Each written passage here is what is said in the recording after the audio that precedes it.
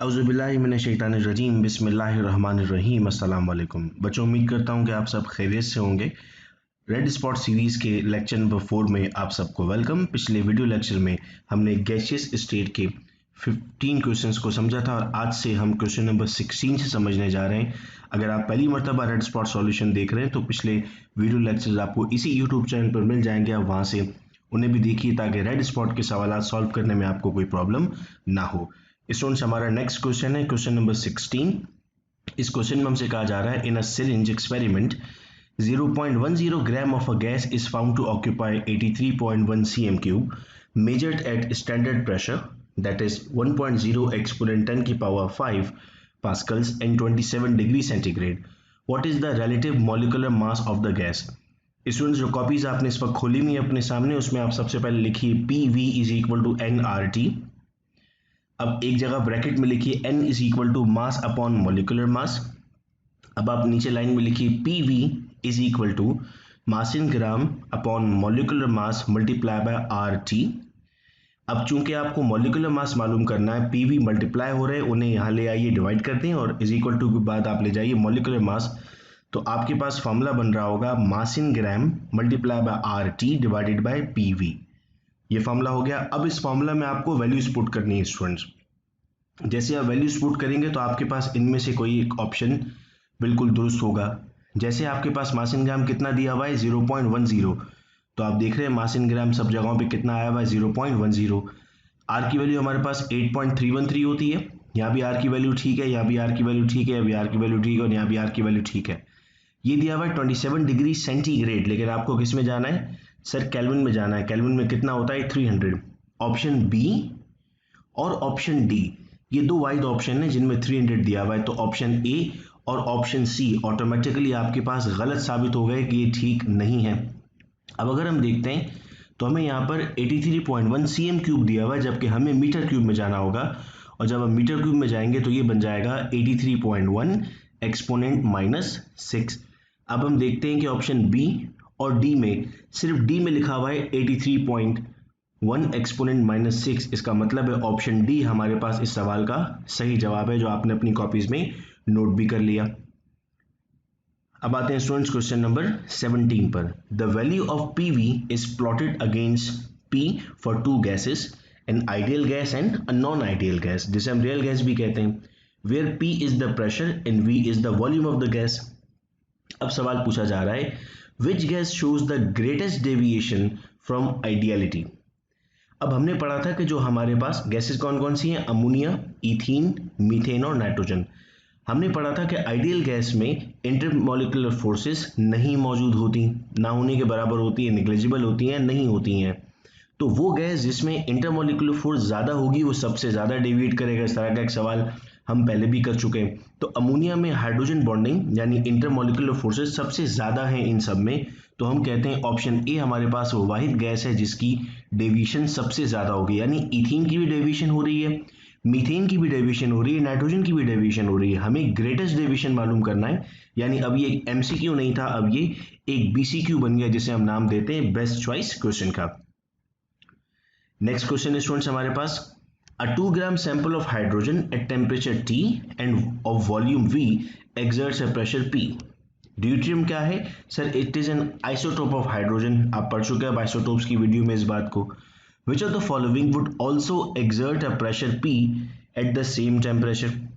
Temperature आपके पास same है और वो प्रेशर की आपसे बात कर रहा है। अब आपको चार ऑप्शन देखने हैं बेटे। सबसे पहले हमारी आंखें होनी चाहिए कि हम गलत ऑप्शंस को फौरी तौर पे एलिमिनेट कर दें ताकि वक्त बचाएं।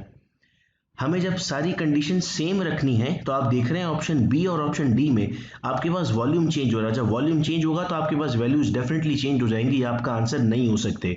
बी में V/2 है और डी में 2V है। आपको इनको सॉल्व करने की जरूरत ही नहीं है।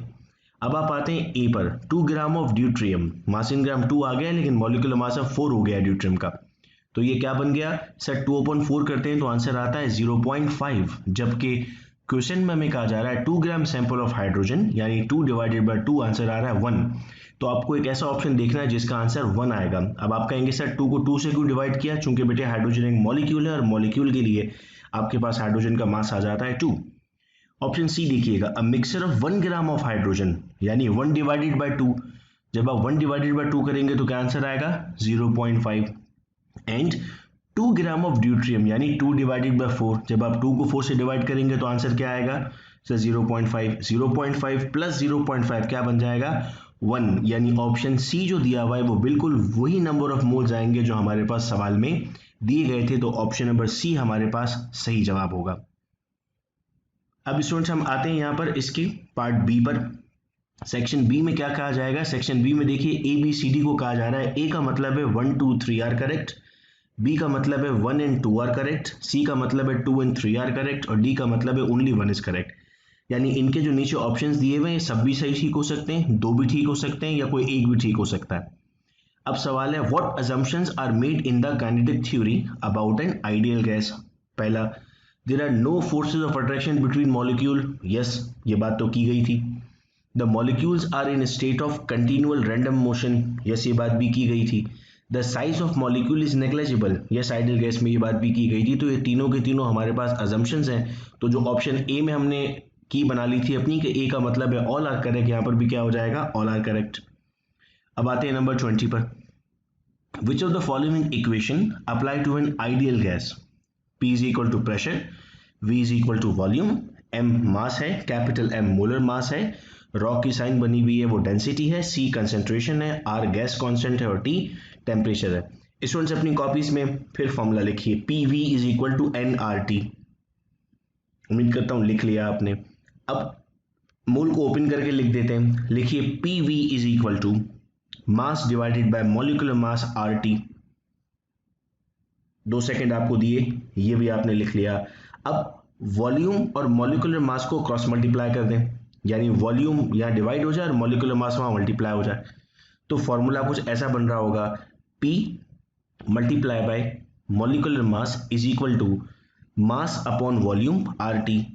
स्टूडेंट्स मास अपॉन वॉल्यूम क्या होता है, दिमाग लड़ाइए, तो मास अपॉन वॉल्यूम होता है डेंसिटी। तो मास अपॉन वॉल्यूम हटा दीजिए और डेंसिटी लिख दीजिए उसकी जगह। तो आपके पास फॉर्मूला क्या आ रहा है, P multiply by capital M is equal to density RT। ये कैपिटल M यहाँ मल्टीप्लाई हो रहा है, वहां ले जाकर डिवाइड कर दीजिए। तो आपके पास फॉर्मूला क्या बन रहा है, P is equal to density RT divided by capital M। देखिए ऑप्शन नंबर 1 जो आपके पास है वो यही फॉर्मूला लिखा हुआ है, तो this is the right answer. उम्मीद करता हूं कि आप साथ साथ फॉलो भी करते जा रहे हैं तो आपको कोई प्रॉब्लम नहीं होगी। Number 21. Reasons why a real gas deviates from ideal behavior includes that the molecules in a real gas have different speeds, have definite size, are subject to intermolecular forces. अब जब हमने बेटा assumption की थी kinetic molecular theory में, तो हमने 2 points वहां पर डिक्लेयर कर दिए थे कि गैस पार्टिकल्स का साइज नेग्लेजिबल होगा और गैस पार्टिकल्स इंडिपेंडेंटली मूव कर रहे होंगे। यानी ये बात तो सच है कि उनका डिफरेंट साइज होगा और उनकी डेफिनेट शेप होगी। एक्चुअल डेविएशन किसकी बुनियाद पर आती है सर, एक्चुअल डेविएशन आती है इंटरमॉलिक्यूलर फोर्स पर, क्योंकि हमने कहा था कि इंटरमॉलिक्यूलर फोर्सेस आइडियल गैस में नहीं होंगी जबकि रियल गैस में मौजूद होती हैं। तो ऑप्शन नंबर 3 हमारे पास इसका सही जवाब है। नेक्स्ट क्वेश्चन हमसे पूछा जा रहा है बेटा, which statement correctly represents the behaviour of N ideal gas. अब अगेन सबको रिप्रेजेंट किया हुआ है, हम पढ़ चुके हैं PVMR क्या होता है। अब स्टूडेंट्स अपनी कॉपीज में फिर आप लिखिए PV is equal to NRT। अच्छा अब ये बताइएगा कि आपके पास PV जब बराबर था NRT के, तो N क्या है हमारे पास सर, नंबर ऑफ मोल्स है। नंबर ऑफ मोल्स तो कांस्टेंट रहते हैं हमारे पास। R क्या है सर, गैस कांस्टेंट है, वो भी कांस्टेंट होता है। आपने पढ़ा है कि जब साइन ऑफ प्रोपोर्शनैलिटी हटाते हैं तो इज इक्वल टू लगता है और कांस्टेंट लगता है। अब अगर मैं एक कांस्टेंट और इज इक्वल टू हटाऊं तो उसूलन क्या लगना चाहिए सर, उसूलन यहाँ पर प्रोपोर्शनैलिटी का साइन लगना चाहिए। तो चूंकि n और r कांस्टेंट थे मैंने इनको हटा दिया, तो क्या बचा PV प्रोपोर्शनल का साइन T। तो आप जो नंबर 1 देख रहे हैं 1, आपके पास ये बिल्कुल ठीक जवाब आ रहा है, PV प्रोपोर्शनल का साइन T। तो ये आपके पास करेक्ट आंसर हुआ। नेक्स्ट आते हैं स्टूडेंट्स हम नंबर 23 की तरफ। The gas laws can be summarised in the ideal gas equation PV is equal to NRT, where each symbol has its usual meaning. Which of the following statement are correct? अब PV is equal to nRT के बारे में क्या चीज सही लिखी हुई है स्टूडेंट्स यहाँ पर? 1 mole of any ideal gas occupies the same volume under the same condition of temperature and pressure. Yes, ideal gas में तो हम ये बात कहते हैं, ये ठीक है, ये सेकंड पर चलते हैं. The density of an ideal gas at constant pressure is inversely proportional to the temperature. Density inversely proportional होती है प्रेशर के. यस सर, ये बात भी ठीक है. Number 3, the volume of a given mass of an ideal gas is double of its temperature is raised from 25 to 50 degree centigrade. Sir ये बात गलत लिखी हुई है, चूंकि 25 से 50 को हम डबल नहीं कहते, हमने पढ़ा था डबल केल्विन में किया जाता है. 25 डिग्री सेंटीग्रेड को केल्विन में कन्वर्ट करेंगे फिर डबल करेंगे हम, तो ये बात गलत लिखी हुई है. तो ऑप्शन नंबर 1 और ऑप्शन नंबर 2 हमारे पास इस सवाल में सही जवाब कहलाएगा. नेक्स्ट क्वेश्चन की तरफ बढ़ते हैं. P and Q are ideal gas that do not react with each other. Suppose कर लें कि P आपके पास नियॉन है और Q आपके पास जेनॉन है जो आपस में रिएक्ट नहीं करते हैं. The mass of 1 mole of P is 4 times that of Q. लेकिन ये याद रखिएगा कि मास जो भी आ रहा है, आंसर क्या आ रहा है, 1 मोल आ रहा है आपके पास. It follows from kinetic theory that at standard temperature and pressure. अब ऑप्शन देखिए. The average kinetic energy of molecule of P is equal to that of Q. देखें काइनेटिक एनर्जी किस पे डिपेंड करती है सर? काइनेटिक एनर्जी डिपेंड करती है temperature पर. ऊपर आपने आइडियल गैस कह दिया है, तो यस ये बराबर होंगी, इससे मास का कोई ताल्लुक नहीं है. The mass of 1 dm cube of P is 4 times that of 1 dm cube of Q. अब मास इस चूंकि ऊपर आप बता चुके कि आपके पास वो 4 टाइम्स इंक्रीज हुआ था, तो आप यहाँ पर कहते हैं कि सर दोनों आपस में डायरेक्टली प्रोपोर्शनल है, तो ये बात भी ठीक लिखी हुई है. On mixing 1 dm cube of P with 1 dm cube of Q, the partial pressure of each gas in the mixture, दोनों 1 dm cube आ रहे हैं, तो इसका मतलब टोटल 2 हो गया. जब हम पार्शियल प्रेशर को सम कर देंगे तो 2 बन जाएगा, और अगर इंडिविजुअल लेना चाहेंगे तो वो 0.5 हो जाएगा. तो ये बात भी ठीक लिखी हुई है. इसका मतलब ये तीनों ऑप्शंस ठीक हैं, तो हमारे पास जो ऑप्शन था 1, 2 and 3 आर करेक्ट, वो हमारे पास सही जवाब कहलाएगा. अब आते हैं क्वेश्चन नंबर 25 पर students. When a sample of gas is compressed at constant temperature from 15 atm to 60 atm, its volume changes from 76 to 20.5. Which of the following statement are possible explanation of this behavior? The gas behaves non-ideally. The gas dimers. Gas is adsorbed onto the vessel walls. Students 15 और 60 में क्या relation है sir? 4 times. 15 से 60 हो गया, मतलब यहाँ पर आपके पास कितना प्रेशर बढ़ा सर? 4 टाइम्स बढ़ गया. वॉल्यूम कितना कम हुआ?